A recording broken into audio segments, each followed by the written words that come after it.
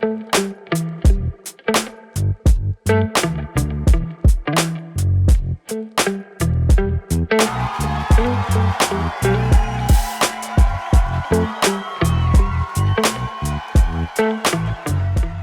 of this story are undisputed. For starters, Army Specialist Justin Perez-Gorda was severely injured while serving our country in Afghanistan in January 2011.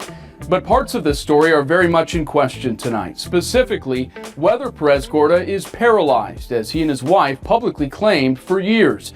I've seen him with my own eyes, and that claim is not true.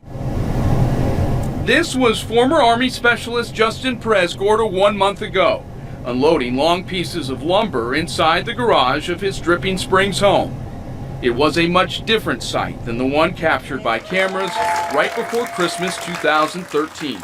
Very happy, we're excited to be here today. Neighbors, state dignitaries, and other wounded veterans greeted Perez-Gorda as he, his wife, and their 2 daughters moved into a home with lowered countertops, wide hallways, and bathrooms specifically built to accommodate a person in a wheelchair. The home, appraised for more than $380,000, was built and paid for by the national nonprofit Homes for Our Troops. This YouTube video was shot by Homes for Our Troops before it awarded the house to Perez-Gorda and his wife. Executive Director Bill Ivey called it a video interview of sorts, later used to raise money to fund the new home.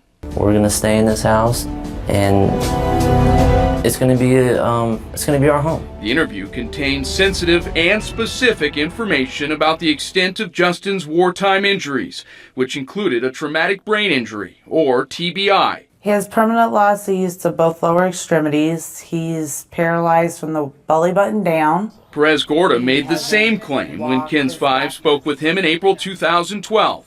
I'm paralyzed.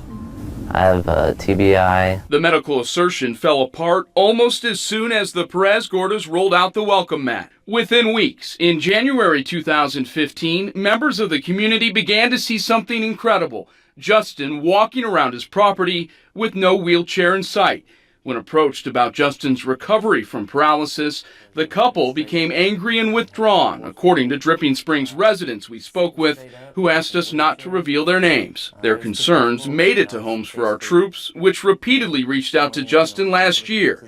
He did not respond to their inquiries, according to the nonprofit. So, late last year, an employee for Homes for Our Troops drove from Alabama to Texas to investigate. According to the organization, Justin refused to come out of a back bedroom. The employee talked to Justin's wife for 45 minutes, but left town without any answers. We hear that phrase a lot, permanently paralyzed or paralyzed from the belly button down or the waist down. Is that phrase used too much? It is. Dr. Jesse Neely, formerly of Brooke Army Medical Center's Warrior Clinic, is now the medical director of Reeves Rehabilitation Center at University Hospital. He says a traumatic brain injury alone rarely causes paralysis from the waist down. It has to actually be some kind of spinal cord injury. Correct. My rehab. So what were Perez-Gorda's injuries? He qualified for the home after completing the U.S. Department of Veterans Affairs grant process for specially adapted housing and passing a background check. The Army confirmed to the I-Team Perez-Gorda was medically retired from the military, but his medical records are sealed. Homes for Our Troops now believes Perez-Gorda actually has an incomplete spinal cord injury. Dr. Neely, who did not treat Perez-Gorda, says patients do not recover from these type of traumatic injuries this quickly. Where are they usually at 1 month after being wheelchair bound? They would be in outpatient physical therapy, utilizing a walker or other sort of assistive device to walk.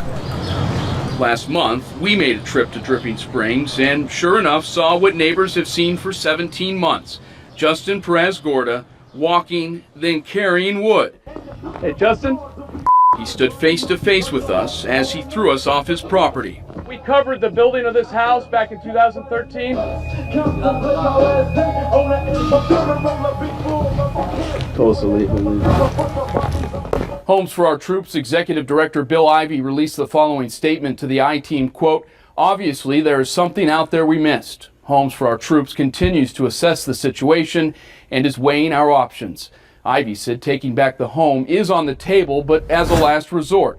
Justin's bio was recently updated to say he was diagnosed with incomplete paraplegia and not permanent paralysis. Ivy said he made the change after re-examining Justin's medical records. I spoke with Justin's wife, Josephine, for an hour yesterday. She slammed Homes for Our Troops and said the nonprofit has known for years her husband is able to walk.